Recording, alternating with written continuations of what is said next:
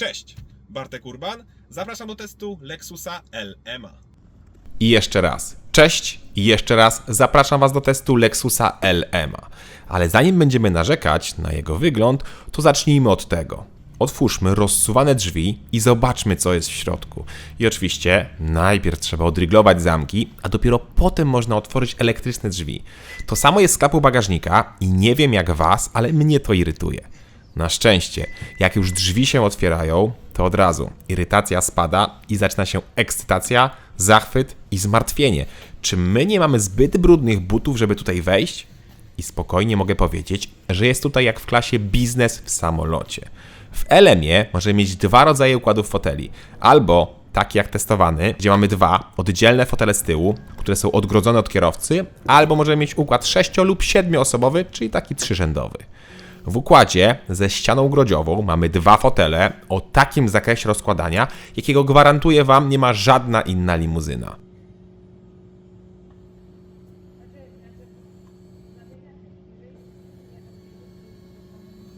Fotel możemy położyć na płasko, że autentycznie leżymy. Co prawda jazda w taki sposób przysparza mdłości, ale da się. Co więcej, oba fotele mają taką regulację i oba fotele mogą zmiażdżyć torby w bagażniku. Tak, Lexus nie pomyślał o żadnych czujnikach, więc jak coś zostawimy w bagażniku, to wszystko zostanie zmiażdżone. To jest słabe.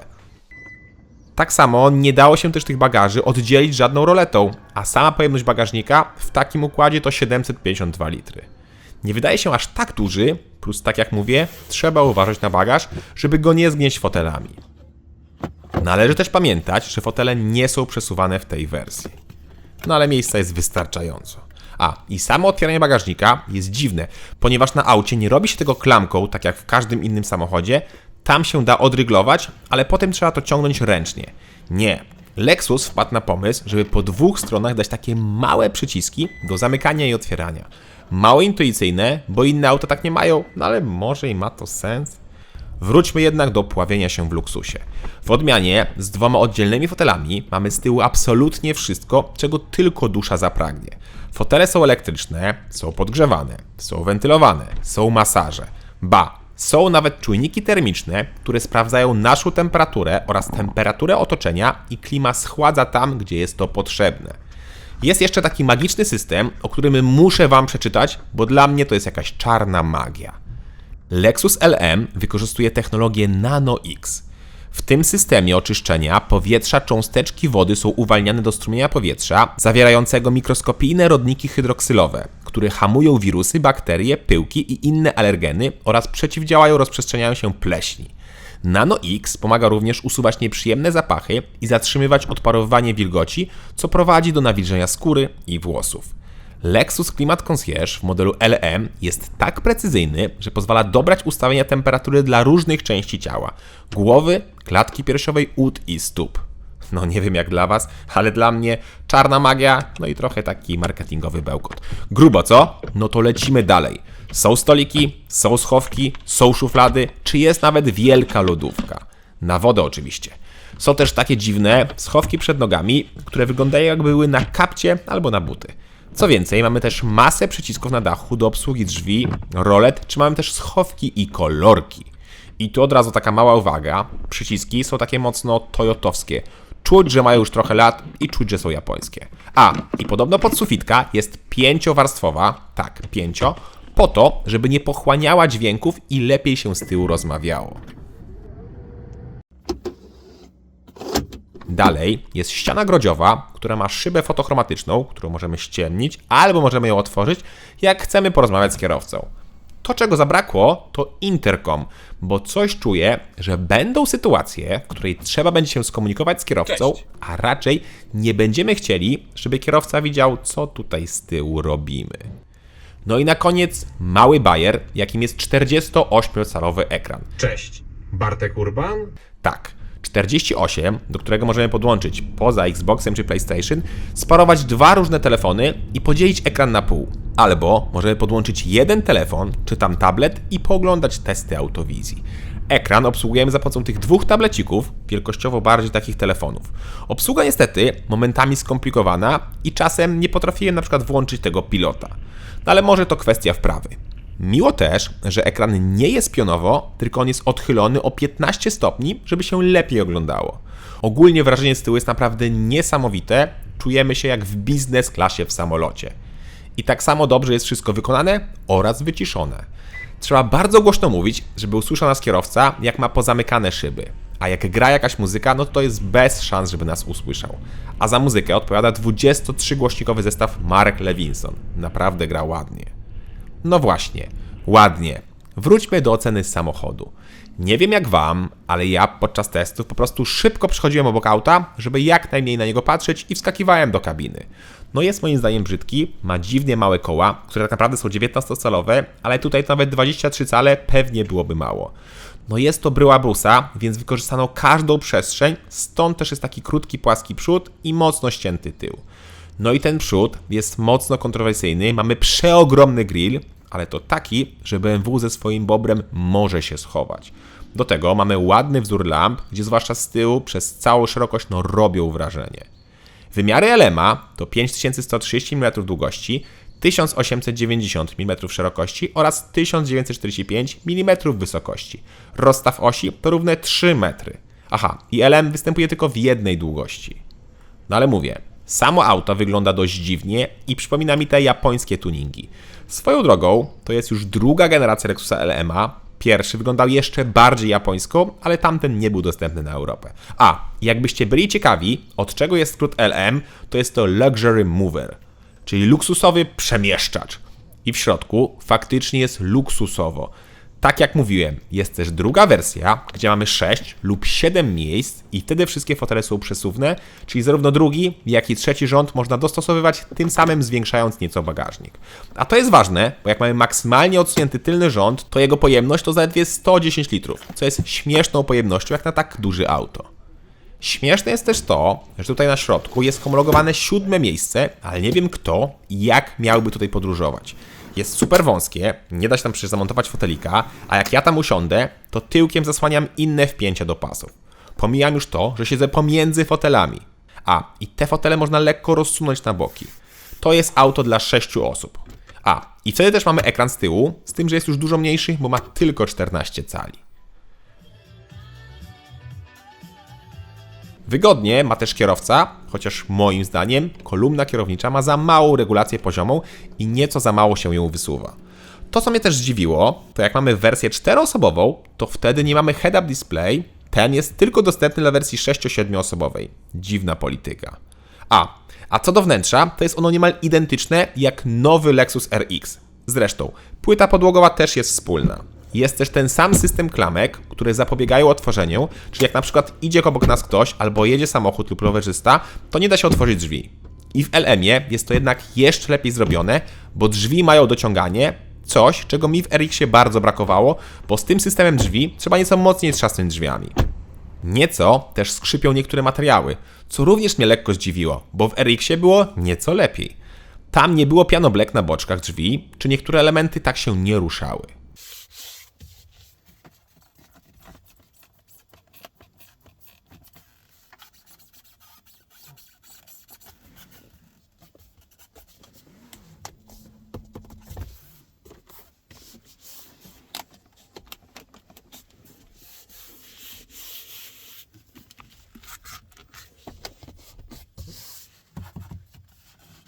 No nie ma tragedii, ale z drugiej strony tu jest naprawdę klasa luksusowa, co Lexus sam często podkreśla. Co więcej, to nie jest auto zbudowane na podstawie busa. Nie. LM od razu był tworzony jako auto osobowe, czego na przykład o Mercedesie klasy V, który jest konkurencją, no nie możemy powiedzieć. Nie można też powiedzieć, że multimedia są świetne, bowiem mimo iż są nowe, to już wyglądają nieco podstarzale i wciąż brakuje na przykład widoku większej liczby funkcji naraz. No wiecie, żeby ekran był podzielony na przykład na mapę multimediów i telefon, czy jakoś tak. Na szczęście zegary są dużo czytelniejsze i ładniejsze. No i mamy zwykłe pokrętło do klimatyzacji czy audio. Wspominałem już też, że z tyłu były przyciski takie toyotowskie, więc i tu powiem to samo. No są takie nieco staroświeckie.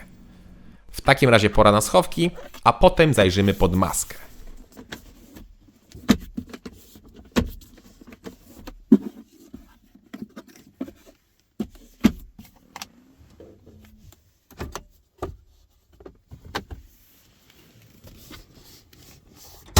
Lexus LM w Polsce występuje tylko z jedną wersją silnikową, czyli LM350H AWD. Jest to znany układ hybrydowy, w skład którego wchodzi wolnosący silnik 2,5 litra, rzędowa czwórka, który jest połączony z silnikiem elektrycznym i łączna moc układu to 250 koni.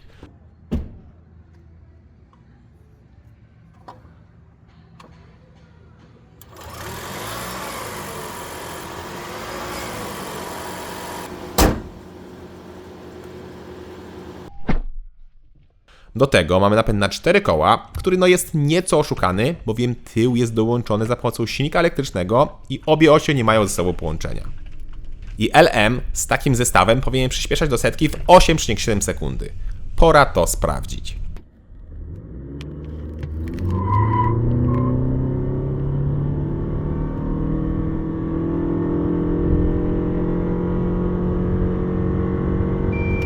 Mój najlepszy wynik to 9,3 sekundy, czyli o 0,6 sekundy wolniej niż deklaruje producent.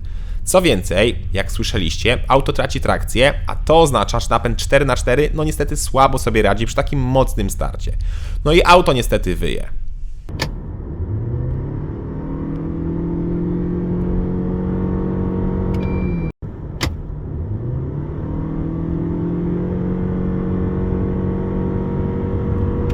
Mamy bezstopniową skrzynię biegów i niestety takie jednostajne, maksymalne przyspieszenie powoduje wycie w środku.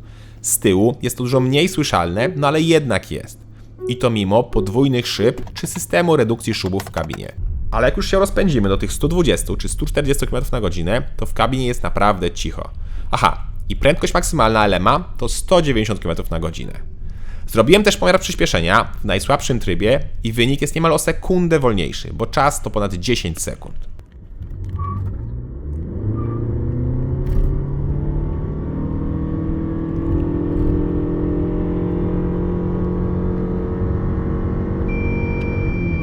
Reakcja na gaz jest dobra, ale osiągów niestety tutaj nie uświadczymy. Auto jest po prostu za ciężkie do tej mocy, bo waży minimum 2340 kg. Jest ciężkie, ale wciąż jest naprawdę ekonomiczne. To znaczy, w mieście da się tym zrobić wynik na poziomie 8-9 litrów. Jak się mocno postaramy, to pewnie zrobimy 6-7 litrów, co w busie jest niesamowite. Takie jazdy wokoło miasta dają nam wyniki około 6-7 litrów, a na trasie przy 120 jest już około 8,5-9 litrów. Bak paliwa ma 60 litrów. Jeśli chodzi o komfort podróżowania, to jak na taki rodzaj pojazdu to jest naprawdę świetny i nigdy nie jeździłem bardziej komfortowym małym busem. Nie ma tutaj pneumatyki, tylko jest adaptacyjny zawias, a auto ma dodatkowy tryb jazdy o nazwie Rear Seat Comfort. I wtedy na przykład zmniejsza się przechył auta podczas przyspieszenia o 10% i o 45% zmniejsza się nurkowanie przy hamowaniu. W teorii brzmi super, a w praktyce coś tam czujemy, że inaczej auto się zachowuje, ale nie sposób powiedzieć jak bardzo. Ale ogólnie auto jest bardzo wygodne i komfortowe podczas jazdy. Auto też nieco niweluje boczne przechyły, ale tylko za pomocą hamulców, czyli delikatnie przyhamowuje jedną stronę, powodując, że auto się mniej przechyla. Jest tutaj mnóstwo systemów i bajerów, ale prawda jest taka, że nie dorównuje pneumatyce, która jest w limuzynach typu Mercedes klasy S, BMW serii 7 czy Audi A8. No właśnie, dlaczego o nich mówię? Bo musimy porozmawiać o konkurencji. Producent uważa, że auto w Polsce nie ma konkurencji i faktycznie ciężko o tak luksusowego minivana, zwłaszcza w tej odmianie 4-osobowej, ale w sumie nawet ta 6-7-osobowa nie ma konkurencji. Naturalnie powinien to być Mercedes klasy V, ale on faktycznie aż takiego luksusu nie ma. W związku z czym można by go porównać do Mercedesa, ale klasy S, BMW serii 7 czy Audi A8, bo faktycznie 4-osobowy LM to jest klasa super luksusowych limuzyn. I tak też Lexus twierdzi, bowiem auto ma trafić jako shuttle do hoteli czy lotnisk, jako samochód dla prezesów lub dla rodzin. Bogatych rodzin, bowiem cennik LM startuje od 600 tysięcy złotych za odmianę 6-7-osobową oraz od 730 tysięcy złotych za wersję 4-osobową. Tak, 600 i 730 tysięcy złotych. Szok jak jest drogo. I są to ceny początkowe oraz końcowe, bo LM zawsze ma wszystko na pokładzie. Tutaj nie ma bieda wersji. No właśnie, I wróćmy do konkurencji. Podstawowa V-klasa kosztuje 245 tysięcy złotych, ale ma tylko 163 koni w podstawie, no i jest dużo słabsza i ma zerowe wyposażenie. Więc do porównania trzeba brać V-klasę z silnikiem o mocy 237 koni, napędem na 4 koła i w odmianie Exclusive, a ta kosztuje minimum 467 tysięcy złotych. Wciąż o 133 tysiące złotych mniej niż LM. Jednak jak doklikałem każdą opcję, jak uda się, to cena V-klasy to 503 tysiące złotych, czyli niemal 100 tysięcy złotych taniej niż LM. Na drugim biegunie jest klasa S, która startuje od 510 tysięcy złotych.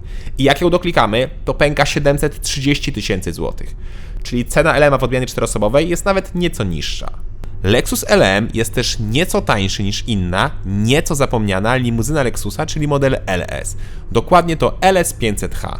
A LS500H w najbogatszym wyposażeniu, które ma absolutnie wszystko, kosztuje 740 tysięcy złotych i ma pod maską 360-konną hybrydę, która robi setkę w 5,5 sekundy. I też ma napęd 4x4. No i teraz sam nie wiem, jak ocenić Lexusa LM. Na pewno czujemy się w nim wyjątkowo, luksusowo i nietuzinkowo, niczym lot w biznes klasie. Ale potem dochodzimy do ceny i ta też jest jak za lot biznes klasą.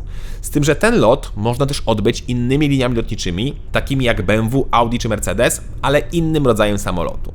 Ba, tam to będzie nawet odrzutowiec, bo będzie szybszy i bardziej komfortowy, bo mamy lepsze zawieszenie i mocniejsze, większe silniki. Chociaż akurat jak się siedzi z tyłu, to pewnie to przyspieszenie nie jest aż tak kluczowe. Lexus LM to propozycja dla naprawdę niewielkiej grupy osób, zwłaszcza ten w odmianie 4-osobowej. Odmiana 6-7-osobowa będzie pewnie miała większe zainteresowanie, bo jest ona zaadresowana również dla bogatych rodzin. Cześć!